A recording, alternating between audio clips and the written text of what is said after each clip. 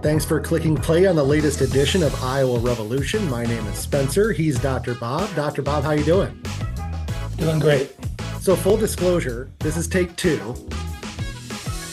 We recorded a whole podcast. It was probably the best episode we've ever done, quite honestly, and didn't press record. Nope. So here we go. Okay, let's get right to it, Dr. Bob. I think people should guess who forgot to press record. Oh, We'll reveal that at the end. okay. By the way, I think we could probably both take credit, but yeah, one of us probably deserves more credit. So we'll find out later on in the show. By the way, a lot of stuff to get to. Senator Joni Ernst is a moron. Also talking about some new laws that are going to pertain to voting that was just signed by Governor Reynolds. And of course, it's not going to expand voting. The Republicans are going to constrict voting. Bruce Lear had a great piece in Bleeding Heartland that goes right up Dr. Bob's alley. If you're a longtime listener of Iowa Revolution, you know that conservatives, for the most part, are disappearing. Almost an extinct species. And Bruce Lear wrote about that, so we'll discuss his piece. Also, President Trump doesn't read, so they want to do Fox News-style daily briefings for the president. We'll have Iowa this week. One thing that we mentioned in passing, we had Todd Dorman from the Cedar Rapids Gazette on the show last week, and we were talking about that reconciliation bill that's gotten through the House, still needs to get through the Senate. But in that bill, they're trying to put a moratorium on any state laws pertaining to regulating artificial intelligence. So we'll discuss the impact that may have. Factoid of the week is geographic based. Dr. Bob already got a kick out of it.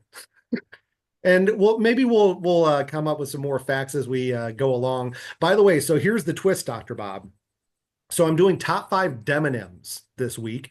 So a demonym is a way to describe where you're from. So I'm an Iowan, I'm a Knoxvillian.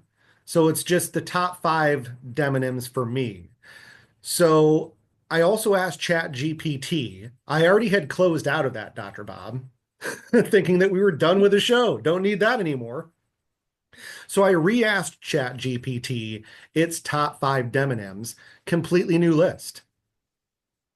Really? So we had crossover before.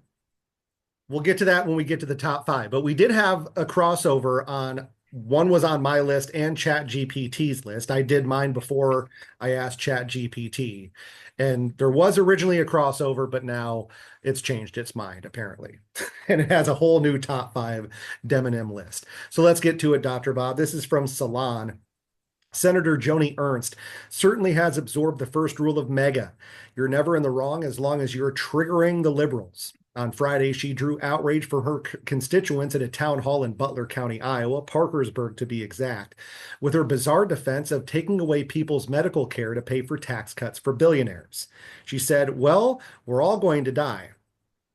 The crowd, furious about her plans to vote for drastic cuts to Medicaid, will deprive millions of health care. They booed her. Ernst, having absorbed Donald Trump's philosophy of always doubling down, responded on Saturday with a favorite Lady MAGA trick, pretending to be stupid. I love that sentence, by the way. Quoting Joni here, "I made an incorrect assumption that everyone in the auditorium understood that, yes, we are all going to perish from this earth. So I apologize, and I'm really, really glad that I did not have to bring up the subject of the tooth fairy as well." Ernst may play the mean bimbo for the camera, but she is aware that people aren't asking to live forever. They just don't want to die decades before their time due to a lack of basic health care. But while most of the media focused on her act, her follow-up spin was, if anything, even more callous. She invoked Jesus Christ as the reason it's okay to let people die from easily preventable causes. Quoting here right at the end, she said, "But for those that would like to see eternal and everlasting life, I encourage you to embrace my Lord and Savior, Jesus Christ." Jesus Christ. That she did. What a mess. Nathan But she Stake, our embraced friend, it. by the way, was there. He was actually already Yes. I mean, obviously he had already planned on being there. He was in the crowd up there in Parkersburg. He held his own event afterwards as well. So you couldn't have asked for a better gaffe than something that not only makes statewide news, but it's going to be on Ray Gun. It's already on Ray Gun t-shirts. And this is national, if not even international news at this point. That's a big deal. It was a hostile crowd and for good reason. And she just didn't respond very well and was patronizing and disrespectful, and then was, purposely even more I think that at first it was inadvertent, but the Instagram follow-up where, you described what she said and her appeal to, to Jesus Christ was, that was just way over the top. And it was, I guess she's on the libs. So does she feel better? I doubt it. If they Um, would like to take that tact, more power to them. If they want to make their own, spin out of this as being a good thing for her to say, then yeah, keep trying to do that, Republicans. I would certainly welcome you doing that. and this is something that's going to hurt people. It's going to hurt people that they know and love. It's going to impact everybody that we know in a negative way. So, And so, so something that we've talked about, something that national progressives, Democrats are worried about is Democrats' ability to connect with everyday Americans, hardworking, working class Americans, which Nathan Sage, our friend, that's a big part of his campaign. He's a working man and wants to stick up for the working man and woman of this state. But Joni Ernst, specifically in this video, was the type of condescending that Democrats are always getting shit for. Playing down to people, trying to explain. I mean, the whole thing was condescension in a 30-second video. and it was intentional. I think some of the condensation that comes from, uh, Democratic elites in general is unintentional. They don't know what they're doing, but it is arrogance. It's seen as that, but her arrogance and dismissal was just, it was conscious, and so that makes it even worse. Yeah, I mean, even to her own, I don't know, the vibe was very off with the whole thing. She filmed it in a cemetery, seemingly. We're not exactly sure what cemetery or where she filmed it.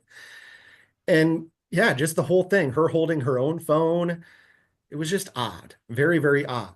And then the next thing that I was going to bring up before we saw news late this morning that she most likely is going to be running again was, well, does this mean that she's not running again? But she has apparently hired the same person to run her 2026 campaign that ran her 2020 campaign. So by all intents and purposes, it looks like she's going to be running again. Yeah, it sure does. I also think that, you know, if you unpack her comments, especially the we're all gonna die, I think that was inadvertent on her part, but she just misspoke and she should have said I misspoke. But the scene in the cemetery was calculated, and it was meant to demean people by saying she was happy she didn't have to bring up the tooth fairy and then, appeal. This is what so many Republicans do, is that they play the Jesus card to act like, oh, no matter how bad or terrible I am, Jesus is on my side. And so this rationalizes everything that I do. So it's this little pop-up pocket Jesus that they bring out whenever they want to sound like they're doing his will. Yeah, So I superhero like Jesus. that pop-up pocket Jesus. Right. Yeah, they can just pull them out, say, hey, I'm a Christian, leave me alone. I can say whatever I want.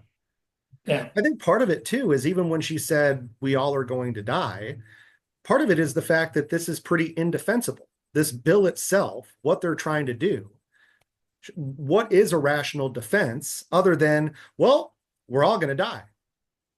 Well, the rational defense is, well, she said that there are millions of illegal Again, immigrants right, on it, right, right. but But they're again, on. that's after her immediate response was, I don't know what the fuck to say. Yeah. So I'm just going to say we're all going to die. And then she adds a lie to it. Laura Bellin in a recent post, laid out what happened before and after that, when she made that error or whatever, unforced error. But Laura lays out all of the lies. This is something they do all the time. Well, there's all these illegal immigrants on it. And so we have to cut them off. No, there aren't on it. There aren't illegal immigrants on it. It's illegal for them to get those services, except for like in medical emergencies or somebody is in a car accident or something, they might do it. But it's just not true. It's another one of Joni Ernst's lies. But I'm sure they poll test all of their lies to see which ones they can get away with. Because their Right. The national ones that inclination is, the ones that are most believable. yeah, I think our national inclination is to believe what people say. And so, and then people won't go into, detail into looking up to see whether it's true or not. That's why Trump gets away with so much. People aren't looking Yeah, at every time what they he talk about says. it, the amount of immigrants or the amount of illegal immigrants in the country goes up by a million. Right.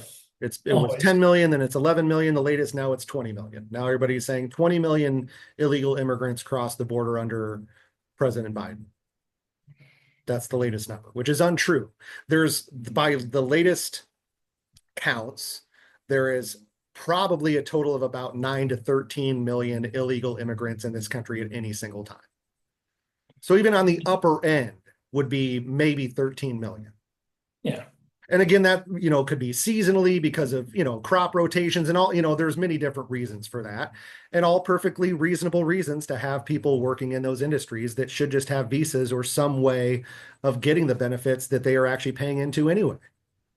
Right. And people don't make the next step. They don't think it through. She'll just say, well, we don't like that you're cutting Medicaid. Okay.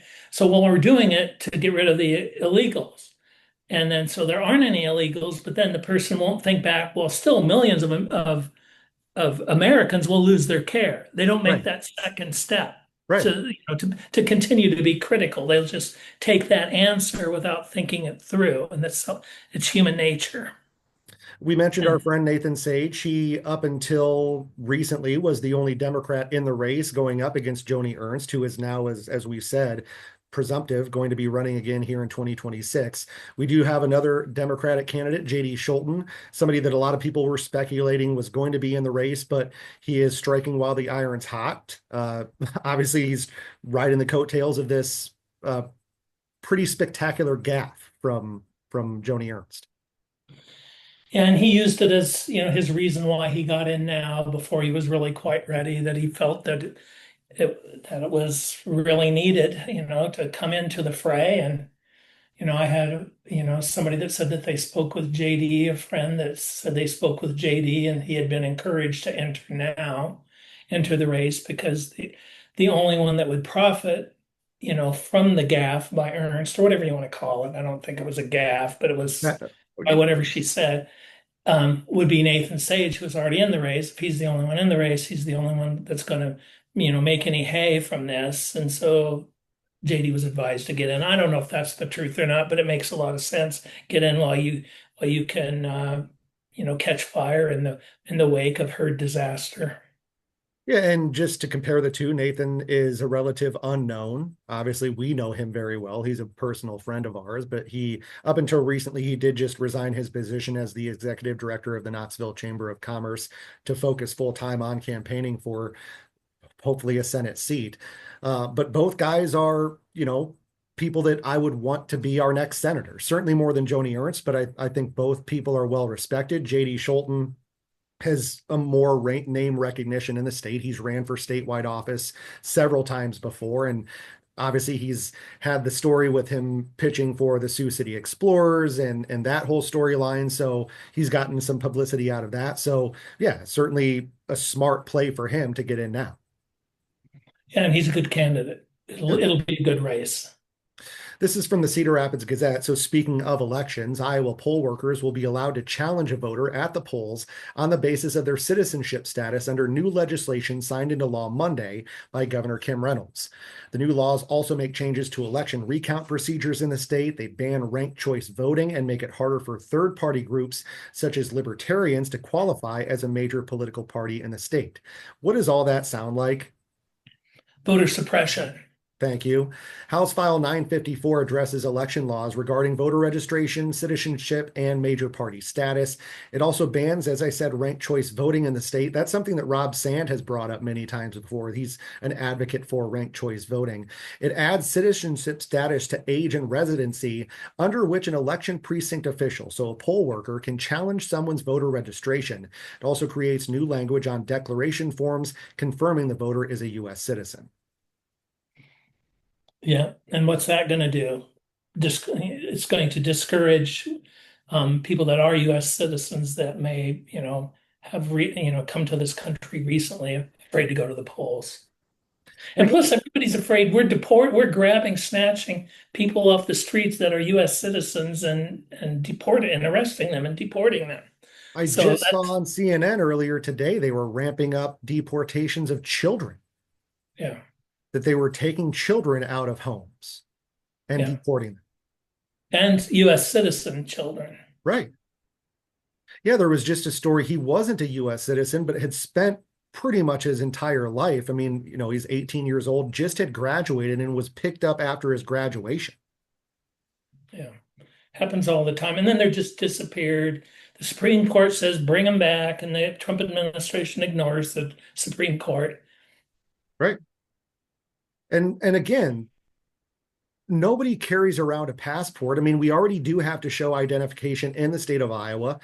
That's pretty much nationwide at this point. There's a lot of states that require some sort of identification to vote.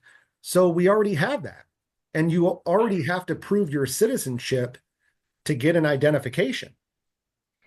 Yes, absolutely.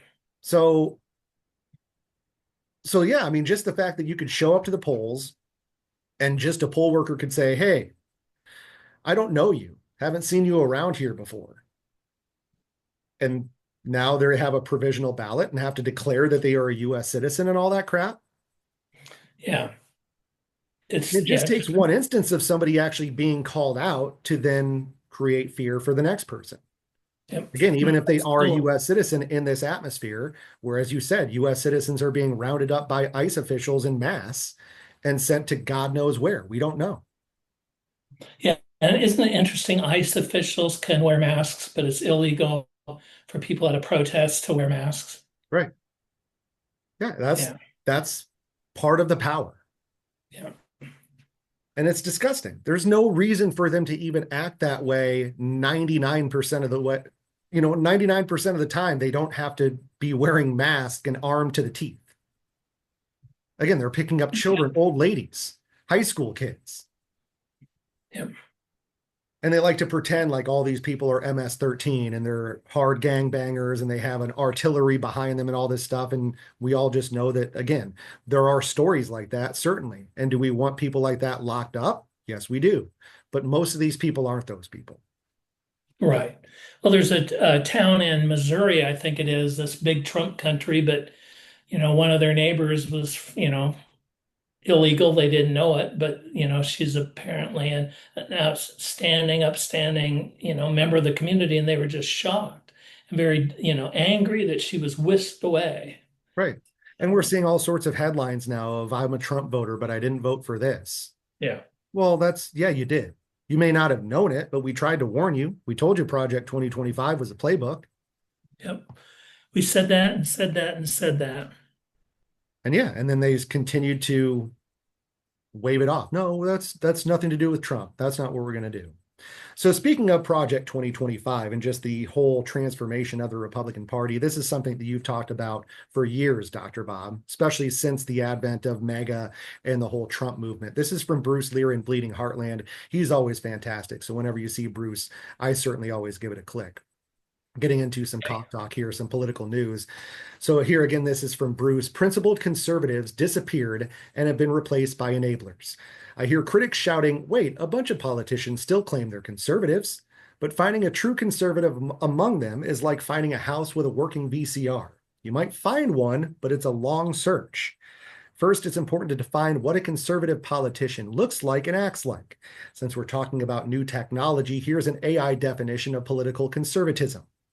Again, this is from AI. Being politically conservative generally means upholding traditional institutions, customs, and values. This often includes prioritizing individual freedom, limited government, the rule of law, and a strong national defense. Conservatives often emphasize fiscal responsibility, free markets, and the preservation of social order. That does sound like a conservative to me. And Bruce says, if we compare this definition to what's happening in our government, either A1 or AI really is just a steak sauce and wrong, or conservative politicians vanished. True conservatives value the co-equal branches of government and hold what the founders built as sacred. Now the executive branch is defying court orders, ignoring Congress, and legislating by executive order. Are conservatives screaming about these violations? No, there's silence. Well, they're silenced or they've been driven out of the party. And I was thinking too, even the judges, you know how they Republican conservative judges are all about originalism and all that stuff. It's like you gave the president king-like powers, Yep. a Republican Supreme Court. Yep. Well, it's a MAGA Supreme Court. And this stuff has been, we act like this, this all began with Trump. No, it began in the 60s with the John Birch Society and different think tanks. And I mean, they've been playing the long game and really got it going with Reagan and, uh, trashing the government, saying we don't need government. Now all we've got is this radical individualism, and we need smart government to hold back the corporations, from befouling the air, water, extracting all the resources they want, without any concerns about the environmental or human consequences. That's what we need government for, because the corporations are only for profit. That's their goal. And so we need government to protect us from their excesses. And Reagan started this, and then Trump comes in, the big wrecking ball, he starts destroying things. But, it's not about Trump. This has been happening since Trump was a little boy. This is a long-term kind of thing that's been coming from the right, for a long time. And now they just found the person that they needed to be the bull in the china shop, and then they're picking up the pieces, and the Democrats are watching it all happen like a deer in the headlights. Yeah, that's exactly it. There's silence from both sides at this point. It's not just conservatives, but I think there's a lot of, I don't know, pearl clutching maybe from the Democrats, not sure what to do, not sure what to say. Yeah. Yeah, or they try to, say, oh, we're going to work with them, whatever. But, the article is really good. Bruce is always really good. But yeah, this isn't a news flash. I mean, it's important we keep, repeating it, because whenever somebody tells me that I'm a conservative, I'm going to say, well, do you support Trump and what he's doing? And if they say yes, and I said, then you're not a conservative. Right. I mean, everything that a conservative is pretty much anti-Trump. Yeah. Upholding traditional institutions, customs, and values. Check.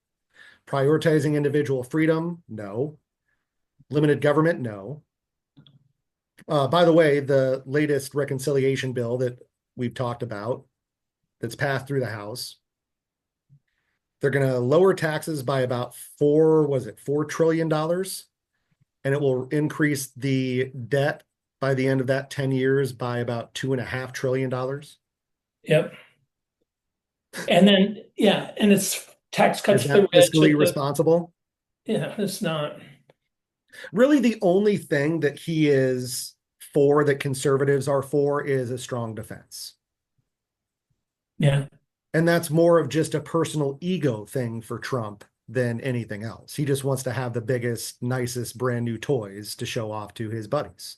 Literally. Yeah. I mean, he's just that childish of a man. And he's going to be holding a parade soon, too, on his birthday. Right. Exactly. And that's, again, just to show off all of his nice, fancy toys. I mean, it's not really about American power. It's about his power. Yeah. So speaking of Trump and the military, this is from the Daily Beast, and it's been reported all over the place. Director of National Security Tulsi Gabbard, who may be a Russian mole herself, wants to turn President Donald Trump's daily intel briefings into Fox News type broadcasts because he, quote, doesn't read. Gabbard is hoping to add animations and more dynamic multimedia elements to Trump's President Daily Briefs, or PDBs, to fit his viewing habits and hold his attention, 5 people with knowledge of the discussions told NBC News. Gabbard also reportedly consulted with current and former intelligence officials on bringing in a Fox News producer and host to reshape the PDBs, which are usually text and image-based for national security reasons, to deliver the intel in broadcast form. NBC News reported that the process could involve granting the Fox News team security clearance to access that classified information. Yeah, I don't know. It's just he's such a child. Yeah, Again, he I just want doesn't to repeat read. this. Gabbard is hoping to add animations and more dynamic multimedia elements. Like that sounds like a Nickelodeon pitch, like with the Disney Channel. We need more colors, newer colors, Oh, right. animations. What was it? Schoolhouse Rock kind of things. This is the bill. Right. But All see, that stuff. that's not flashy enough now. We got to update shit. Got to Well, make things, nobody's reading anymore, Dr. Bob. Got to make animations. In fact, what they probably are going to do is just use AI. We've maybe. already seen them use AI, or at least allegedly use AI. Did you see that MAHA report, the Make Yeah, America Healthy Again report? Used all sorts of citations that were just made flat up. out lie. Yeah, just made up. They actually, I was reading one of the people that they cited in the report. She did write about whatever the report was, citing her on, but she had nothing to do with what was actually in the report. So yeah, again, it's just AI gobbledygook. Yeah. So yeah, that's pretty much what they want to turn everything into. Well, and Robert F. Kennedy, I was looking at the different cuts that were made to Health and Human Services, and I was looking at them, and children are going to die. There's a lot of vaccine research that happens at the University of Iowa, and that's all been cut. Same for cancer research. So it's just, it's just bad. And I don't know how I got here from cartoons, but it's uh, it's just a mess. Yeah, it is. Well, and not only that, I mean, obviously that's just in our state, but we've seen all sorts of attacks and cutting of grants to all sorts of institutions. I just saw recently that we canceled it. By we, I mean the Royal United States. We canceled a contract with Moderna, who was developing or beginning to develop a bird flu vaccine, really more of an all flu vaccine, which I think a lot of us heard through COVID that that was something that they had been working on, the mRNA vaccines, that you could just get the flu shot and it would cover pretty much all strands of flu. So anyway, they've been working on that, and now they've canceled this, I think, 250 or so $1 million contract. So now if the bird flu does spread, A, we're not going to know about it because there is no such thing as a CDC anymore. And B, we're not going to be prepared with any kind of medical research because we've shut that down. Yeah. It's it's almost as if somebody wants to destroy our country from within. It really is. And who might that be? Rich people that just want to mine it for all its gold. Well, and Vladimir Putin. I mean, that's been his Right. goal forever is to dismantle us internally. That's why he interfered with the election. Right. That is a good point. And that's also, I mean, Tulsi Gabbard, again, the fact that she is our DNI is insane. Yep. She is on Putin's side, guys. Yep. She wants Russia to win that territory over Ukraine. She thinks that it belongs to Russia. Yeah. So It's a disaster. talk People are going to die. we talked about AI a little bit already, but this is our Iowa segment. This is from State Scoop, and we also, like I said, we talked about it a little bit last week. A bipartisan coalition of more than 260 state legislators from all 50 states on Tuesday. By the way, again, bipartisan, Republicans and Democrats, they sent a letter to Congress opposing a provision in the federal budget reconciliation bill that would impose a 10-year ban on state and local regulation of artificial intelligence. The lawmakers argued that the decade-long moratorium would hinder their ability to protect residents from AI-related harms, such as deepfake scams, algorithmic discrimination, and job displacement. The outcome of this legislative dispute will likely influence how AI technology is governed across the U.S. The bill is expected to go into the Senate this month. Proponents of the contested provision, which the House passed in May, say it aims to prevent a fragmented regulatory landscape that could hamper U.S. tech firms' global competitiveness, particularly against China. However, state legislators contend that the moratorium would strip them of the ability to address fast evolving AI threats and protect their constituents. Quoting the letter here now, as state lawmakers and policymakers, we regularly hear from constituents about the rise of online harms and the impacts of AI on our communities. AI will raise some of the most important public policy questions of our time, and it is critical that state policymakers maintain the ability to respond, end quote. Yeah, well, we'll see if they have the ability. I don't know if they've got the research, capacity to respond, to a lot of this. And, I guess they need to, be in compliance with state law, but, we'll see. I understand why the big corporations don't want any restrictions, but, it's going to be an escalating arms race and, we'll see who wins, China or us. And here's, I guess, But the most important question is, everybody says the 20th century was the American century. People are already saying that this century may be the Chinese century. But is that what it's going to come down to? AI dominance? well, I think so. Yeah, I wouldn't disagree. I'm honestly just asking because at this point, I think we're on a pretty even keel with China in Yeah, terms of we'll our see. the power balance is pretty balanced. In terms of just general military or AI. Just in terms of, yeah, whether or not we're going to go to war with them right now. And obviously, these trade deals are messing things up in a way that I don't think people really, well, I guess we should have seen it coming because Trump said he was going to put these tariffs on. But before that, it seemed like we were trade partners. We disagreed on some things, but we could look past that because we were mainly focused on money. Yeah. So and that's the whole idea behind the European Union is the more that you can get currency, the more you can get trade intertwined with one another, the more peaceful the world is going to be. That's that kind of goes back to like the post World War II, like, okay, we need to strengthen these unions, the UN, etc. But yeah, the AI might drop a bomb on that whole idea.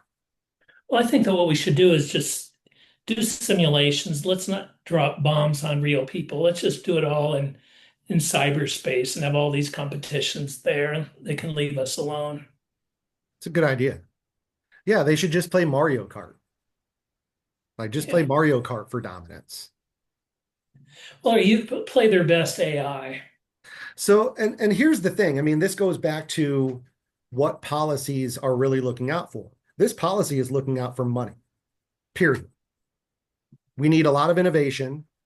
And just as the tech bros say, we're going to break shit, move fast and break shit. That's what they want to do every single time. They don't want to care about the consequences. They don't want to have anybody behind them, including the American public, our democracy, saying, no, you can't do that. They don't want We're any not rules. allowing you to do that. They don't want any rules. They don't want any regulations. They just want to be able to do what they want to do and to hell with the rest of us. They don't want to pay Um, taxes either. so my girlfriend Jessie and I just watched, I'd never seen the movie The Terminator before. I had seen Terminator 2 several times. Fantastic film. One of my favorite action movies. I didn't finish it last night, but we're about halfway through. I'm about halfway through. And it was, first of all, a really good movie. I would recommend seeing it if you haven't. And it also is like really close to predicting the future, man. Yeah. Like watching it right now in 2025 for the first time was like, holy crap, dude. And by the way, like this nuclear Armageddon that this artificial intelligence robot in the future in the Terminator movies, it hits the button in 2029 to destroy humanity. Basically, well, I don't want to ruin it. Go watch Terminator. I Did watched I it when just it say I came don't want to out. ruin like a 40-year-old movie? I think I did. I don't want to ruin the Terminator. If you haven't seen It it, was a great movie. it really is. And like I said, it really does tie into what's going on in our world. And like I said, it's crazy that we're in 2025. This all starts to kind of happen right around 2025. And then the world, well, at least for most humans, ends in 2029 because the robots realize, hey, our best way of surviving, period, end of sentence, is killing the humans because they'll turn us off. It's the same thing with AI now, as you say. Yeah. And we've already seen that AI is not accurate, it lies to you.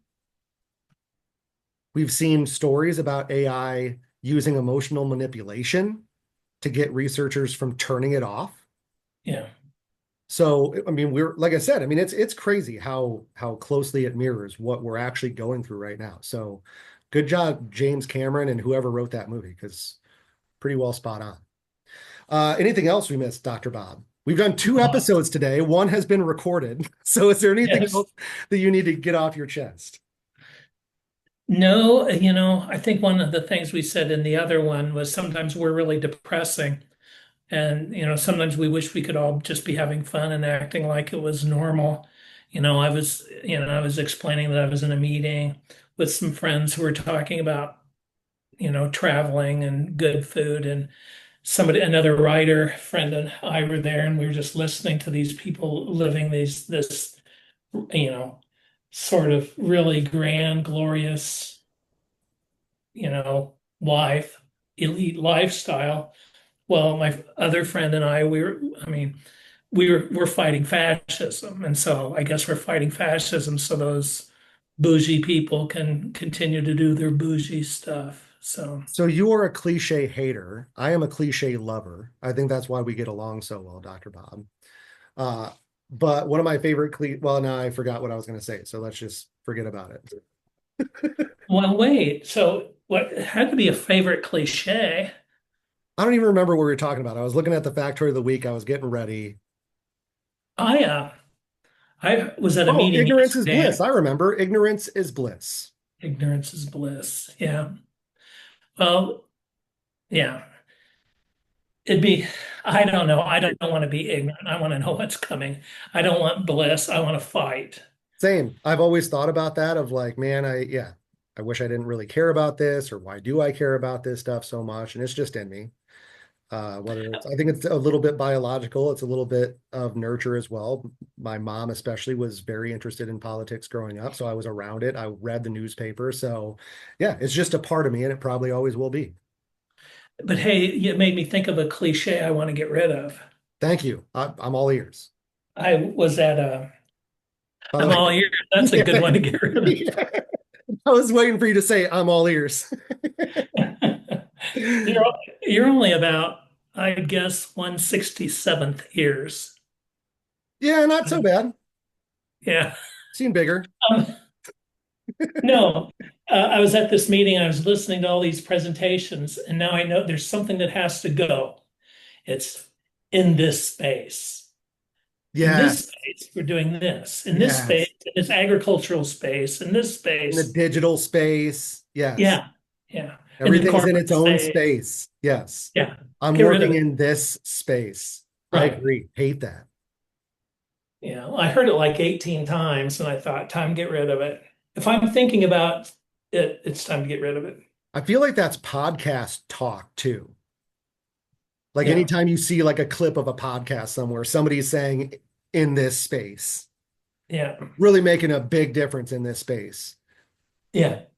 So, factoid of the week this week, if you've been to Reno, Nevada, which I know Dr. Bob has been, you've been farther west than Los Angeles. Despite being That's 300 miles inland, the biggest little city on earth is technically 86 miles west of LA. that's a good factoid. I like it. I knew you would like geographical facts.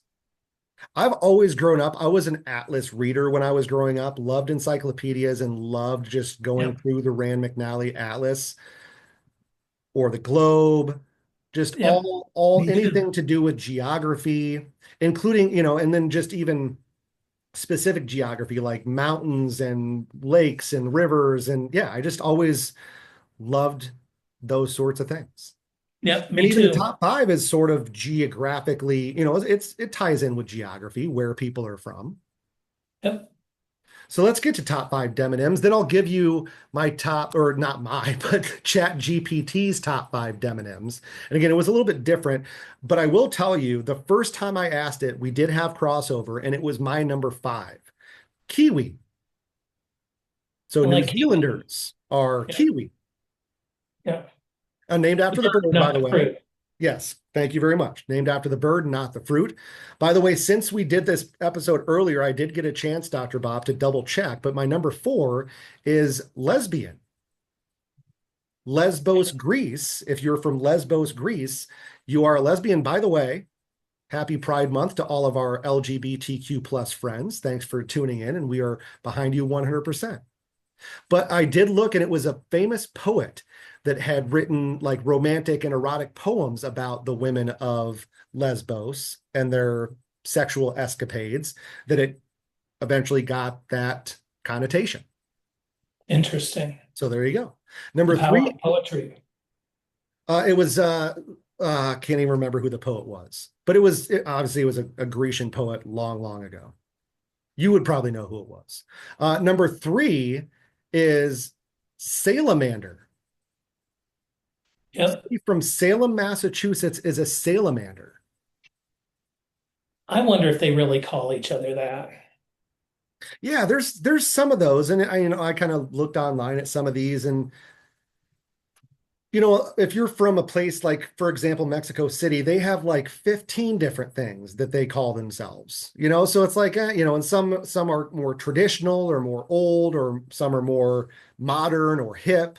So yeah, it's kind of hard to tell what people actually call themselves. You know what I mean? Right. So yeah, I don't know if they actually call themselves salamanders or not, but we can call them salamanders. No, Number two, I'll forget. Yeah, if they're not on my radar, I'll forget. I don't care. me too. Oh well. Number two is right up the road from us, Dr. Bob. If you're from Pella, you're a pelican. I like that. Same. I also love the word pelican. Hmm. It's a fun word to say. Yeah, there's a lot of things going on in your mouth when you Yeah, you say kind of that. use your whole mouth to Yeah. say pelican. Plus, they're pretty birds. They kind of remind you of tropical locales, or yeah, cool marshlands and stuff. So yeah, pelicans if you're from Pella. And number one is Dr. Bob's favorite. If you're from Crete, you're a Cretan. Now, why is that my favorite? No reason. I just thought maybe Nah, you'd like that one. Okay, nah. so top five. This is top five from Chat GPT. So it's number five, and I mentioned Mexico City. So its number five was chilango, an informal but widely used term for someone from Mexico City. So again, that was informal but widely used. But Chilongo is also a it's a derogatory term. It says it has strong cultural roots and some controversy. If you call somebody a Chilongo in Mexico, you're That's what I asking for it. thought. When I first saw Huh? it, I was like, just looking at the word, maybe something rung a bell somewhere. But also just looking at the word, it looks like a dirty word, like It chilango. is It just sounds dirty too. Chilongo. Yeah. So yeah, there you go. At least I'm one up on Chat GPT so far. The next one is for people from Halifax, Nova Scotia. They are Haligonian. Nobody says that they're Haligonians. Correct. Nobody cares. The next one is for residents of Sydney, Australia. Sydney cider. A Sydney cider. Maybe. Number two would be a Cantabrigian. It's a rare and archaic sounding term for someone from Cambridge, and apparently used for both people from Cambridge, UK, and Massachusetts. Hard to believe. I think Cantabrigian. I think Chat GTP is lying to you. I think it might be. I feel like it is hiding. Doesn't it feel like it's hiding the good ones for itself? Yeah, It does. It maybe. feels like it's selfish. And number one is not bad, actually. Dubliner. Yeah, that's Of fine. course, someone from Dublin, Ireland. But what about places? I've lived places where there is no such thing. It's like, well, what do people from Des Moines call themselves? Des Moinians? I think so. Not positive. Well, I'm a Des Moinian. Can you imagine anybody saying that? No, you would probably just say you're an Iowan. Yeah, and I I think lived in this is again from, I mean, because obviously these are all large cities. I'm not going to give you well, I guess except for Pella, but we live right by there. And I think they do call themselves Pelicans. probably I would reluctant. too if I lived in Pella. Yeah. Well, and I lived in Seattle for many years. I don't think we called we didn't say we're Seattleites. Is that was that the word for somebody from I think a so, yeah. demonym for Seattle? Yeah. And how about Albuquerque? I lived in Albuquerque too. Albuquerquean? That's actually kind of fun to say, Albuquerquean. Well, they'd say I'm from Berkeley. Ah, okay. The By young the way, people would. so I'm originally from Marion, so that's a Marionite. And And that doesn't, I do like Cedar Rapidians. Marionite is like wimpy, It sort of sounds religious, like a Mennonite. maybe. When I hear Yeah, I it don't phrased, I like think of Marionite at all. that's a good place to end. By the way, make sure you follow us on Substack. We're iowarevolution.substack.com. Make sure you follow Dr. Bob on Substack. He's got two of them, Cedar Creek Nature Notes. He also has Deep Midwest Politics and Culture. Follow everybody from the Iowa Writers Collaborative for us, please. And also make sure you share this around with your friends, whether you're on social media. We are doing video now. So if you want to share the video somewhere on TikTok or Instagram, if you want to share the episodes on Facebook or wherever you might be, or send it in an email to one of your best friends. Hopefully they don't hate you for it. I don't think they will, because we are the best podcast in the state of Iowa. Don't you agree, Dr. Bob? I think there's some really good podcasts in the state of Iowa. We do our best. We do our best and we are the best. This is the Iowa Revolution podcast. Dr. Bob, I love spending time with you. By the way, I love spending time with you so much that I forgot to press record and we spent like way more time together than we were scheduled to. So thank you so much for being my friend and for opening up your schedule. It was my fault, people. I am the one that's supposed to press record. Dr. Bob sends the invite. I get the invite. I press request host to record. He says, okay. Then I'm supposed to press record. That didn't happen. This time it I happened, should right? I should have noticed. Yes, we are still recording. That is fantastic. So good job, Dr. Bob. We did it this time. Yeah, thanks, Spencer. All right, we'll see you guys next week. Bye-bye.